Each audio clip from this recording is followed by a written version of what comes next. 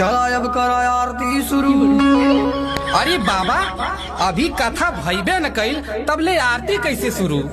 अबे सारे पंडित हम आई की तूरे, चले अब बैठी अपने में हरी से दूरे। ऊ काहे पंडित जी? अबे चलवा इन्होंने के समझौते काहे ना। अरे मर्दवा, तेन से दूरे ना बैठ सकत हवा, जरूरी असट के बैठल। ओम मंगलम भगवान विष्णु, अब होई पगलपन शुरू। ई का कहत हवा हो पंडित जी? अबे चलवा एकरे गाले पे अच्छत मार। अरे पंडित जी काहे मारा था? अबे चलवा जोर से मार दे ले का। हाँ बाबा। छोड़ा जाएगा पहले कथा सुना। अरे कावानी नगरिया मोर धानिया गईलू, टेम्पू के सवारिया कैलू ना।